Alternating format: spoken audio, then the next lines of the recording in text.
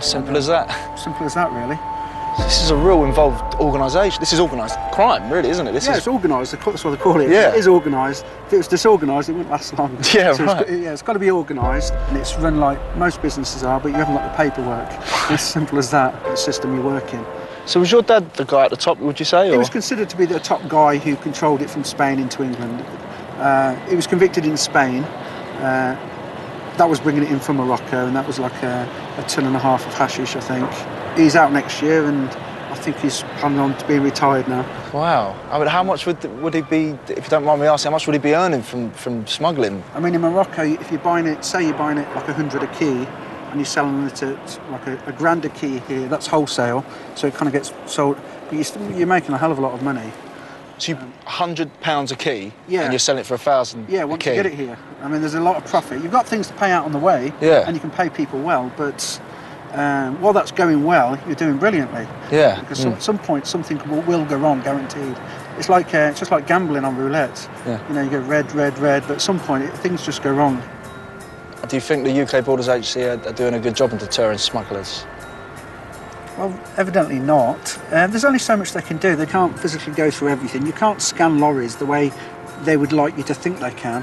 It's quite simple. It's just a needle in a haystack, really. That's what they're looking for. The UK Border Agency face a massive challenge policing Britain's 600 ports and stopping cannabis being smuggled in.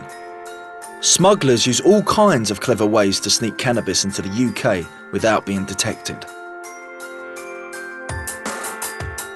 Over 23 million passengers and 6 million vehicles pass through UK ports each year.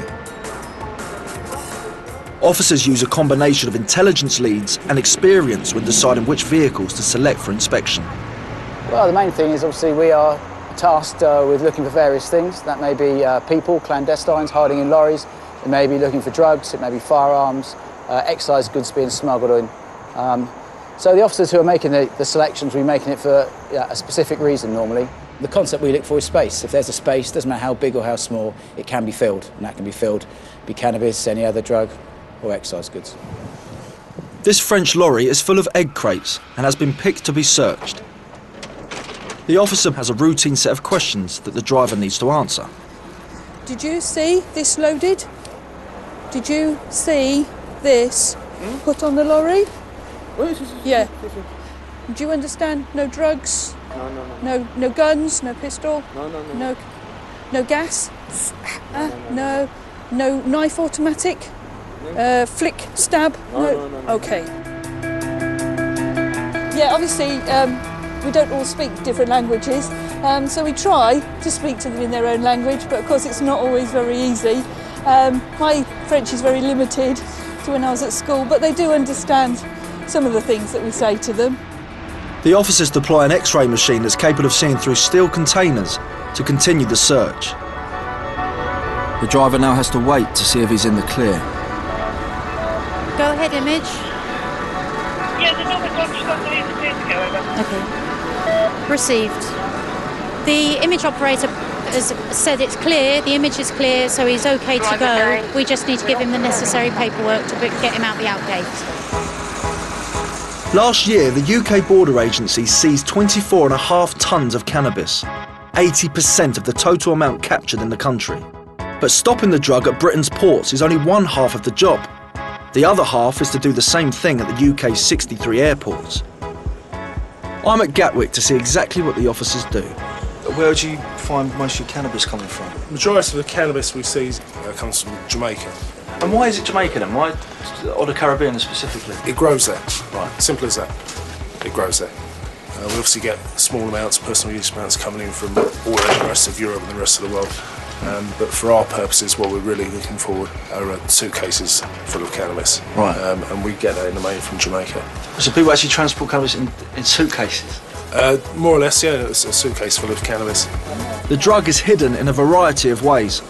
They will make an effort to conceal it. There's been recent spate of cannabis hidden in pineapples. They slice the pineapples in half, scoop out the inside, put a block of cannabis inside, glue it back up. So pineapple? Pineapples, yeah. Never a fault? Pineapples, yams, anything at all. Yeah. Absolutely anything.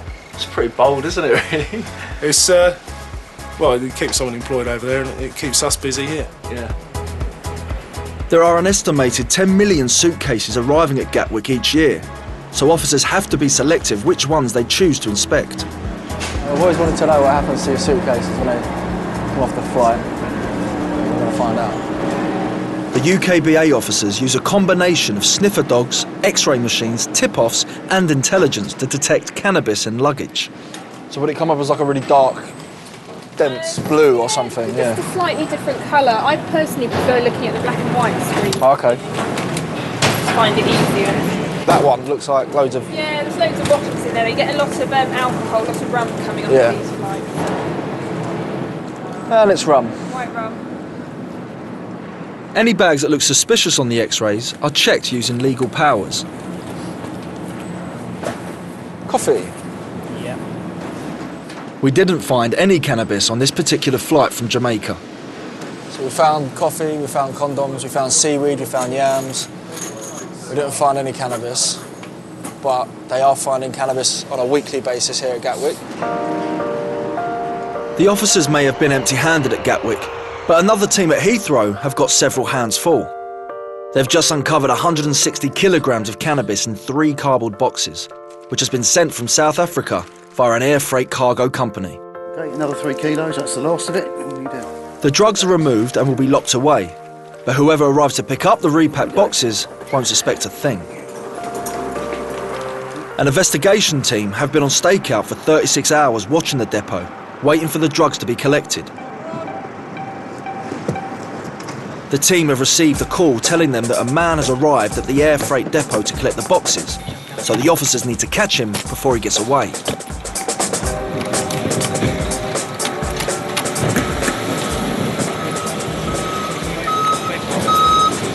Just to let you know, I'm arresting on suspicion of being involved in drug smuggling. Right, okay, yeah. Caution you in a minute. Yeah. Can we just have your handcuffs and behind your back, please? All right? Caution you in a minute, okay? Right. A man is arrested. However, at this stage in the investigation, it's not clear whether he is directly responsible for importing the drugs or simply a paid courier. Basically, the load that you've just picked up has been searched, and that search shows that there was a large amount of cannabis in those boxes.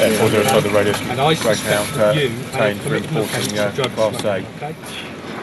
During questioning, the suspect says he's been paid cash to collect the boxes on behalf of a man he met a couple of weeks ago. Okay, so you've really only known him for a couple of weeks, yet he trusts you to pick up £500,000 worth of cannabis? I didn't realise that was there.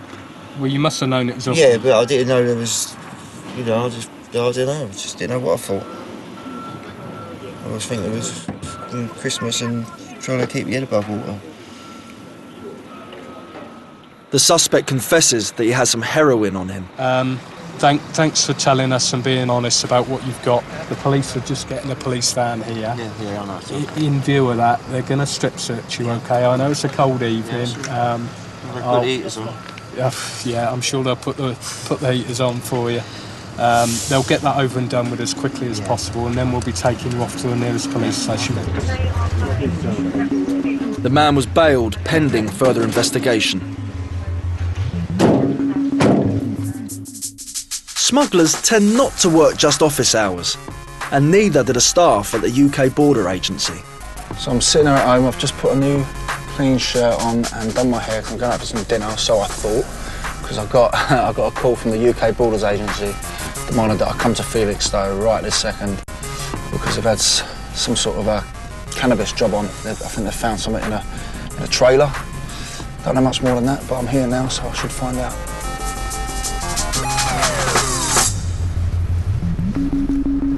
Yeah, pretty excited really. It's all been a bit covert to this point, and it's a bit of a privilege being here. Not many people get to do this. I've been invited to a secret inspection area, and Officer Andy Rose is waiting to meet me. Hello, Andy. Hello, James. How you doing? All right? Hello there. How's it going? All right, thanks. In the middle of it? Yeah, basically what's happened, last night some colleagues of ours were examining some freight that arrived on a ferry from Holland on a trailer. Yeah. And you see it over there actually, these 4 drums. Oh, so they're the oil drums? They're chemical drums. Opened one of the drums last night, found what we believe to be the cannabis. So we're going to have a look in all the drums today, get all the packages out, see what we've got, take it from there. As you can see, it was basically full of sand. Yeah, and all the packages there, and the packages basically hidden in amongst the sand. How many would be in each one of those drums then, roughly, do you reckon? Do you know at the moment? Or? Well, we're not sure exactly, maybe 100 packages in each drum, and each package probably worth, if it was cannabis, street value of maybe £3,000, something like that. So, you know, you're talking several tens, hundreds of thousands of pounds worth of cannabis. Yeah, this one, as you can see, looks like herbal cannabis. You can see the sort of the leaves and the seeds. Whilst this one here is resin, you can actually see the smell it, slabs, yeah. And that actually does smell of cannabis, which is quite a unique smell. One of the guys just told me that they get 3 to 4 million containers come through a year, and comparatively there's such a small team to deal with it, and they have the X-ray machine and all of that as well, but it just seems to be like they're fighting a bit of a, I won't say a losing battle, but it's an uphill struggle for them, definitely. But for the officers, drug seizures like the one I've seen tonight make all their hard work pay off. Yeah, I think it's more the same stuff, but a lot more of it, yeah. Yeah. Doesn't stop coming, does it? There's £3,000. There's another £3,000. When you think about it, this is almost, say, £800,000 worth of drugs that would fund organised crime. So it is serious.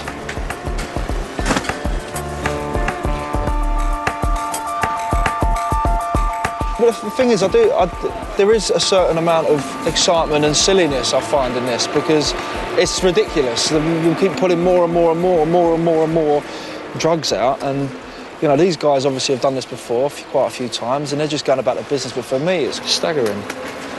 So, right, now we've found what was in these drums and we've documented what's here. What will happen to all this now?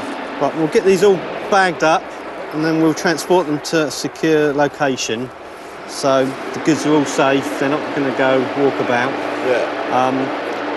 Our criminal and financial investigation colleagues, the UK Border Agency, will then sort of take the case on, investigate where the goods were going, who was meant to be meeting them, and hopefully make some arrests. Yeah. And you know, it'd be good if we could get a conviction in court for whoever's brought this stuff in. So in terms of your job, this would be it tonight. This now moves on to. Yeah, once we've got this lot secure, we'll move on to the next consignment. Back again tomorrow, start again. Grinding it out again, yeah? Have a day at the factory. That's right. The cannabis in the oil drums was imported into the UK from Holland. But it's not just drugs which are illegally smuggled in. People are too.